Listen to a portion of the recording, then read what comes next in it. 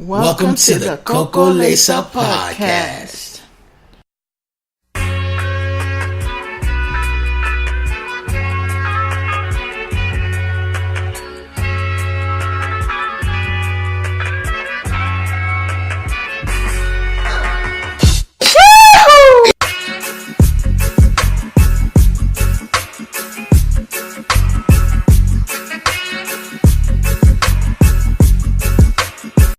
The Coco Lesa Podcast is produced and brought to you by the HOH Collective.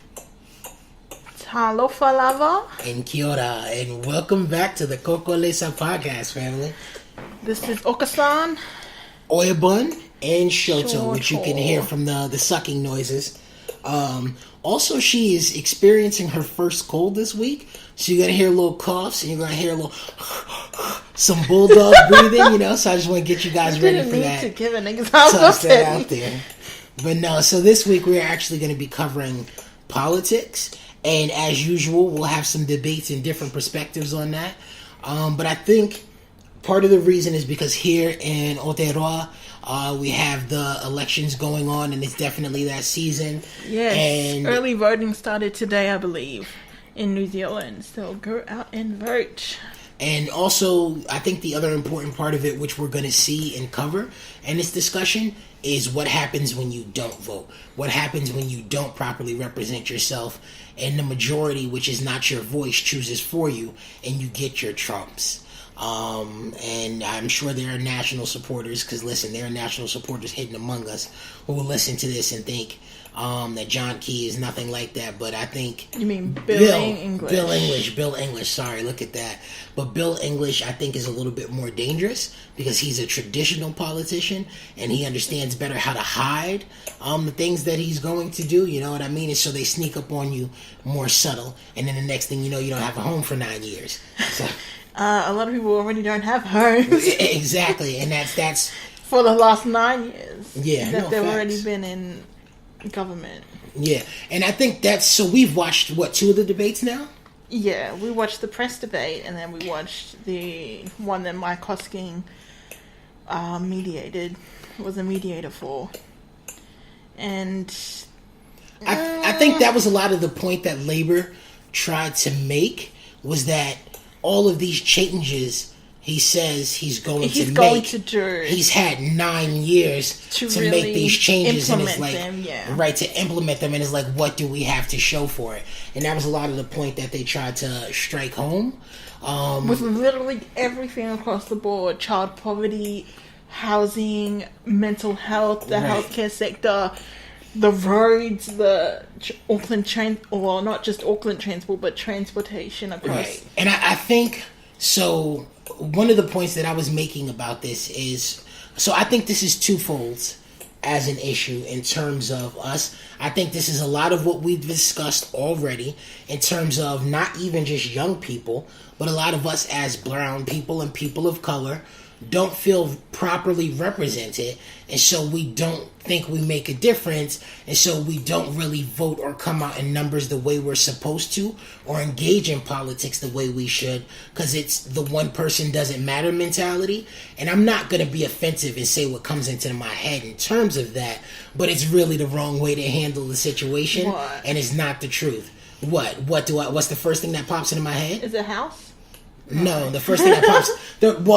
fuck it then. The first thing that pops into my head in response to that is, you're a fucking idiot. You do make a difference, and you're currently making a difference by not participating, and so they can do whatever the fuck they want because you don't understand the voting process. But that's not really encouraging to people, and that's why I didn't want to say that. You know what I mean? And then I think the second half of that is kind of...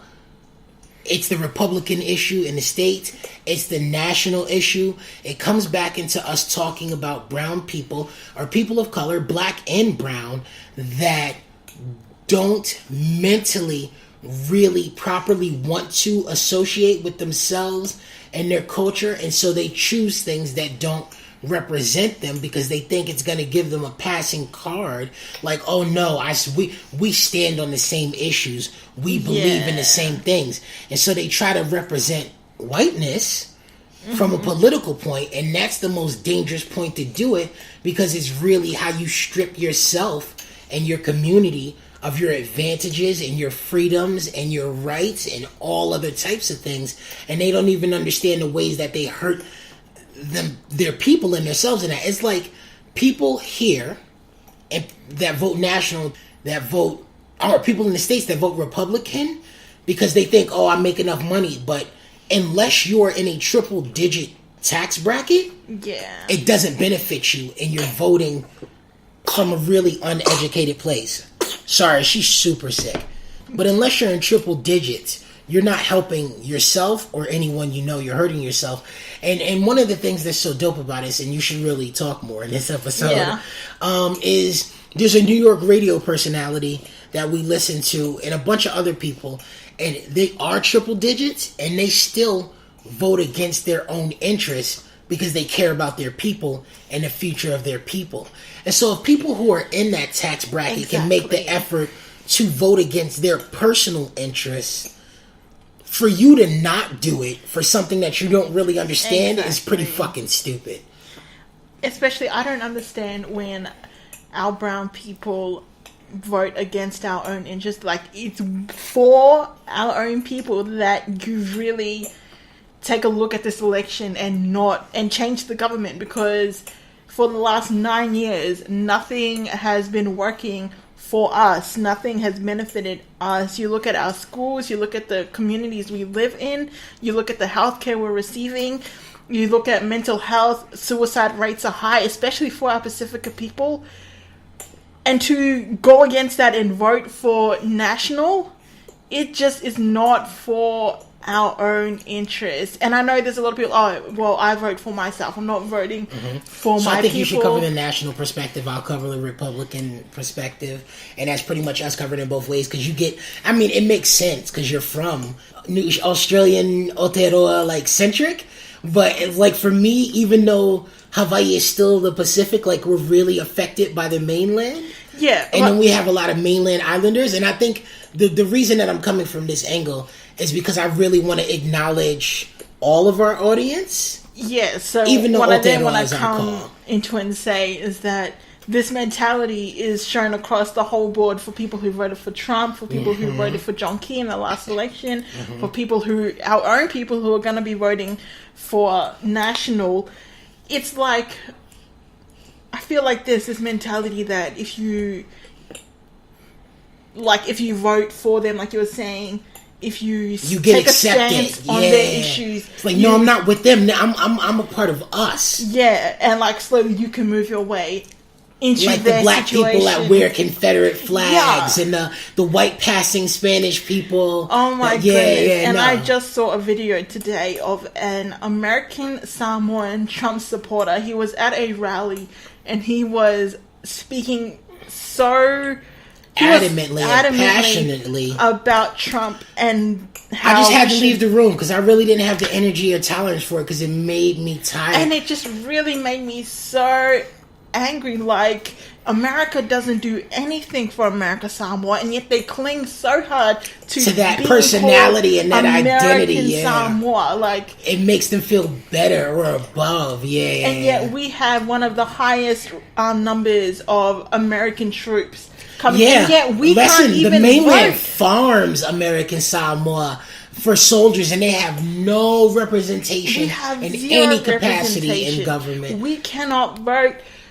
So, and being a brown person, just how you can vote for such a racist... And on top of it, the troops who serve in the army for the mainland on behalf of American Samoa, when they come back, and I say this as a veteran, when they come back with PTSD and they come back missing limbs and all of those things, they have no access to a lot of the veteran healthcare needs responses and all of those things because none of them are stationed in American Samoa. The closest place for them is Hawaii, and they've closed down many of those, and we don't even always get the same quality centers that they do on the mainland, which is ridiculous because there are more military bases on Hawaii for every branch of the military than there ever should have been or should be.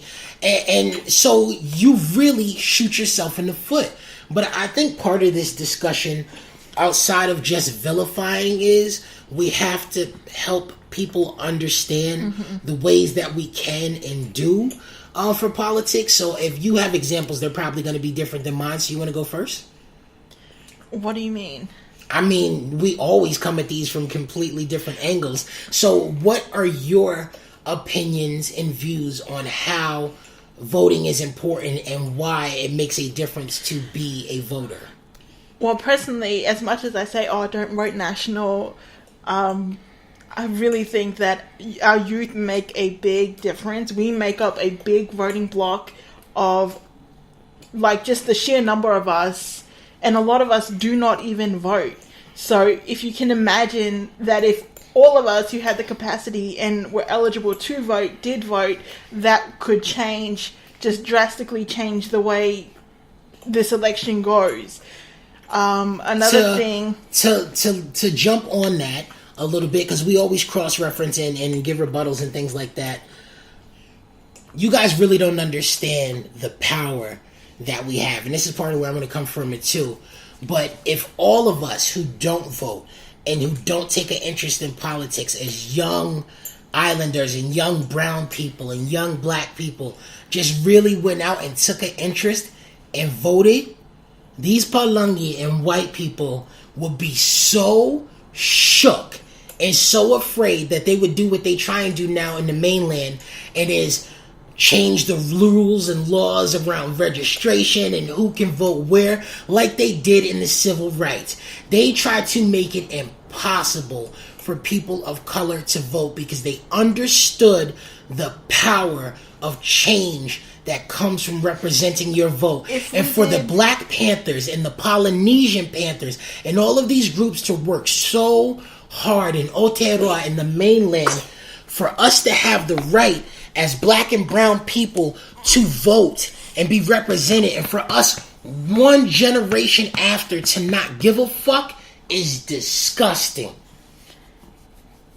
This reminds me of, how do the Jewish in America do it when they do like voting blocks? See, and that's what I was about to explain. So, okay, so this is the angle I was going to come at it from with you guys.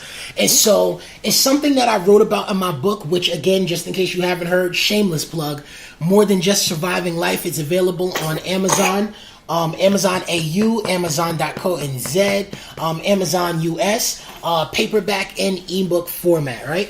But so something you guys have heard us talk about, Dr. Umar Johnson, and again I explain it in my book, but what they have is not even just the Jews or Jewish people. Pretty much the only people who don't do it are black and brown people. Just about every other ethnic group does it. What they do in the mainland, what they do here is they have voting blocks. And what a voting block is, when all of your community or our community, be it Asian, when people move into areas that are dominated by people that look like them. So all the people who own the buildings are from your culture. All the people that own the grocery stores are from your culture, and you all live in the same area. This gives you power because all of your people are concentrated in one place. And so what these voting blocks are made up of people who care about their community, whether it be elders teaching our parents' generation teaching us, and they organize, and it started with the older people, and they develop representation for themselves, because when there's enough of us that understand how to vote and why it's important, we can get people elected that look like us, and we can take people out of office that don't represent us. And when you have concentrated power with your votes and with your dollars and where you spend your money, then politicians listen. The community leaders listen. And these are what these voting blocks and units are. It's communities focusing their dollars and their votes to get results. So if you go to the mainland, you have Jewish American centers, built in retirement homes in a Jewish community and in Polish communities, because that's what they organized to get for themselves. And you have laws that benefit them and streets named after their people. And it seems like little things that don't matter, but all of these little things add up to big things. And it's how communities create social identities for themselves and make themselves be recognized, so that people aren't only listening to you and coming to see you during an election year. Because when they remember your power and the effect that you have and what you can do, then they listen to you all year round. But you don't get that kind of attention and understanding unless you were organized, okay? And the way we are as a society right now, they have nothing to fear from us. They have nothing to ask, because we don't invest in our businesses. We don't invest in our communities. We don't believe in our ability to vote. Look at the support for the thing that they were just explaining that I was just listening to is the Maori Party is not getting the representation that they need. They're trying to dismantle it, and they don't want Maori to have seats in the government and just because the blatant lies that have been told by. And so you're starting to have to support the Green Party, and if you support the Green Party, you'll get 12 Maori councillors in. But they try and do the same thing to the Green Party that they do to the Maori Party, because these two parties are the ones that represent us the most. And it's people not understanding that they have the power and what power they have, and taking an interest that makes this something that they can do whenever they want to do. You have to take, and when I say you, I mean all of us. You as an individual, our families, we have a responsibility. If your parents don't get this, and you've grown up in your house as a representative English speaker, and you have to translate for your parents, then you have a responsibility to help your parents understand why the vote needs to happen this way, who's representing them properly, and do your job as your parents' translator. And I think a lot of things that, like a lot of our parents, they vote pretty much based on what the media is portraying at the time of these particular parties. But you got to understand that New Zealand has a very limited, it's very media biased. presence. It's extremely biased, and this is why it's a problem.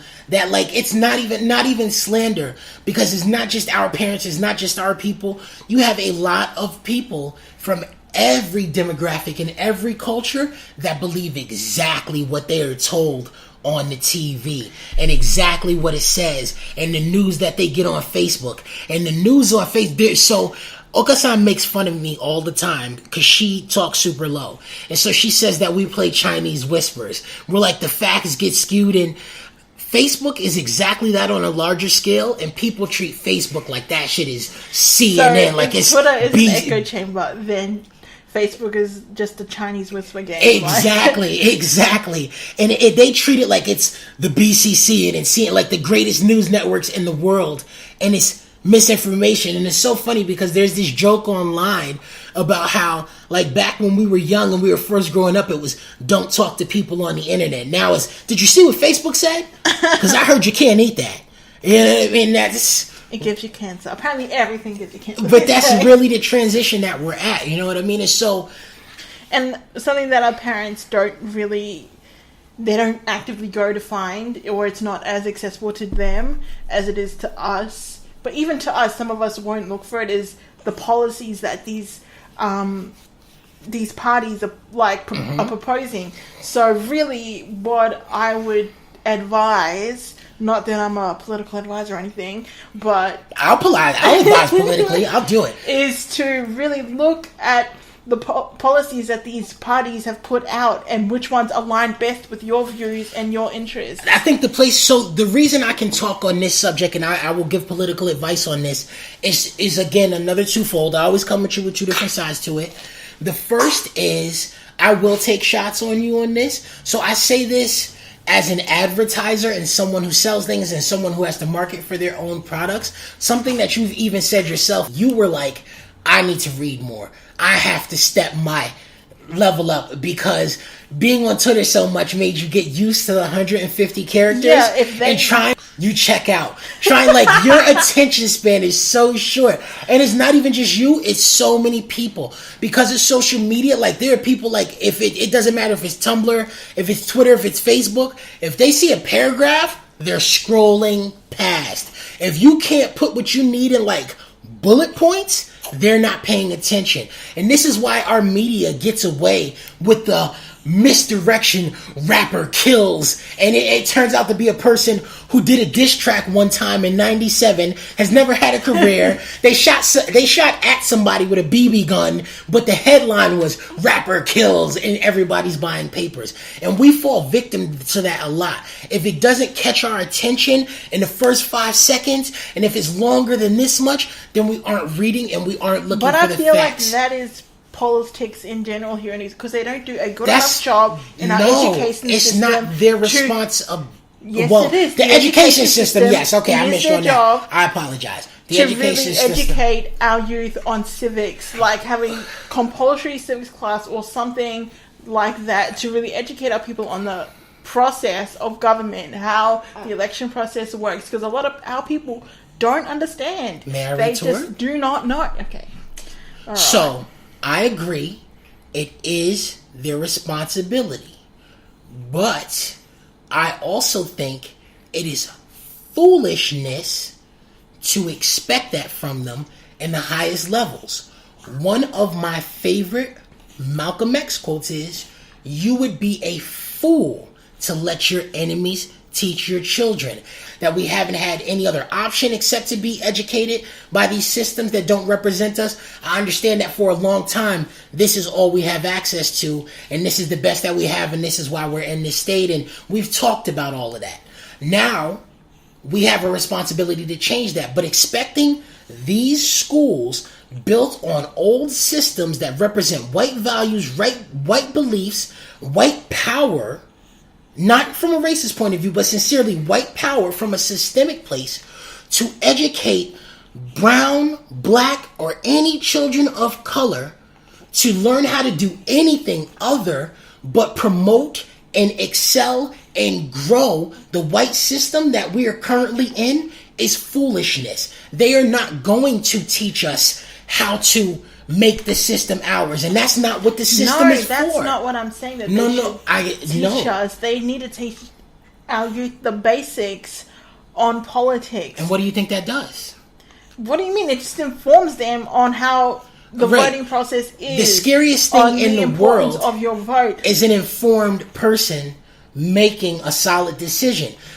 In teaching people to be informed in terms of voting and how politics works is counterproductive for them. And in the majority of every classroom is C students, average people in the middle. The majority of voters in every nation, in every country in the world, are C students in the middle. They are the masses. And educating the masses does not benefit the system.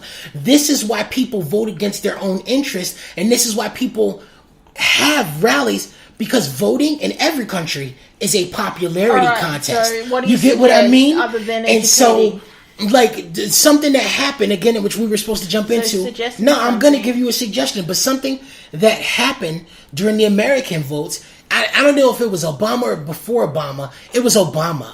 They were being funny, but they were trying to see how much people really understood about politics. And a bunch of different networks do this. So they would go out and they would tell people, this candidate is this and this and this, and this candidate is this and this and this, but they wouldn't say who. And they were like, which candidate do you want? And they were like, this candidate, obviously, this is what I believe in. And they're like, this is Obama. And they're like, oh, I didn't know that. So you have people that really vote. People really sincerely vote off of race. Mm-hmm. People really sincerely vote off of popularity. Exactly. People really sincerely vote off of prejudice. Mm-hmm.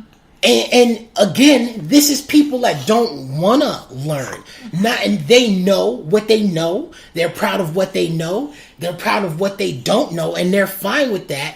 And you know what I mean? So do you get what I mean in terms of what you're saying? So what is the suggestion you make other than creating this environment in the education system where kids learn civics? My response to your question is going to be very real, and it's going to be very raw. Motherfucker, this is not a spectator sport. This is your life. This is our future. This is the future of our people and our children and our families. And I'm not talking 5 years from now. I'm not talking 20 years from now. I'm talking 2 years from now. I'm talking 60 days from now. People have to learn to give a fuck. And they have to learn to give a fuck about more than themselves. Because the only way that you can be represented in politics is by being active and showing up. You have to be there. Okay? It's like being a parent. Yeah, it's like going to work. You fuck that. We're not talking about what it used to be. We're not making excuses. I'm giving you like a real response. You can half-ass being a parent, and you don't really got to show up. You can half-ass going to work, but you're not going to get the most out of it. You get the effort that you put into it. This is true of everything in life. I'm going to ask you a serious question. I want an honest answer, and if you disagree, let me know. Do I put maximum effort into just about everything I do? Yes. Have you met a lot of people that do that? No. As a result, I have the ability to do things, go places, and experience shit and be active and like have you a said, voice. Not everyone is you, Teddy. Right, no, and I get that. But this is how people end up speaking for us that don't represent us, and because it's a lot. We have to break out of the mentality. You can be a keyboard warrior. I'm not slandering keyboard warriors. Pop off on Twitter as long as you go to the polls. You have to, so my suggestion, how do we change this if we're not educating in school? Well, one, the thing I always say about the show is if you know enough to be informed and have an opinion and care about these things, educate your younger siblings, because sometimes it's too late to talk to your parents and your seniors about this. But if you have still attempt to, right, but if you have parents and seniors that are willing to listen and understand and care about your views, then you should try to educate your family, because it all starts at home. So that's step one. The most important part, step one, if you know better, educate the people you love and the people you care about, your friends, your family, whatever. Because even if some people get upset and they tune out, the only way to find people that care is by actually talking about it. And it's how you find out you're not alone. Step two, you have to show up. You have to be active. You don't have a choice. It doesn't matter if you're just mailing in your ballot or if you're actually going to rallies or if you're hosting and organizing events. For all the effort that we put into having drink ups and having people come over our houses to get drunk and do drugs and party and hit the club and all that other shit, we can put that same effort into a voting party. Come to the voting party, toss in $3, we'll have drinks, but we're going to talk about real shit. Well, and that's how there are so many different ways that we can get started in this. So one, educate your friends and family. Two, be active. And all you internet scholars that talk all that smart shit that you think is genius level shit, but you don't actually vote, fuck you. We're not talking to you. You don't matter. Like, I have said this for so long. If you have views or opinions but you don't vote, you don't matter. You don't matter. I don't care how you feel about it, because that's how the system views you. All of the shit that you say means nothing if you're not representing yourself. I think that is a debate amongst itself. I think it's within the democratic process for you to have a choice not to be able to vote. Like, I know in Australia when I lived there, one of my favorite things about Australia is that voting is compulsory. Exactly, and you get fined if... Yeah. But this way, no one has the ability to say, oh, I didn't have a say in what's happening to me. I didn't have a say in what the government is, so this is not my fault. Everybody has to take responsibility. Yeah, but then that's not democratic. It's a choice. Who said I was a Democrat? I'm not saying you're a Democrat, but the process that we're going through right now is a democratic process. I'm a monarchist. It's whatever. I'm a constitutional monarchist. Real talk. Alright. I think we should have another episode where we discuss the policies of each party. And that would have to come soon because the election is legit only a few weeks away. Sorry we didn't do more for Maori Language Week. We're going to. We also owe you guys a trivia episode. Saturday, we will have an episode breaking down the views of the parties to do our part to educate everybody on what's going on and how we're being represented and what everybody stands for and things like that. So, anything else you want to add? I got kind of bulldog in this. I'm always telling her, take lead, take point. And I'd be like, nah, she being too quiet. Anyway. No, that was it. What's the word for... Anyway, keep going. We owe a trivia episode. We're going to do more politics Saturday. And yeah, I think that's it for now. See ya. Bye-bye, guys.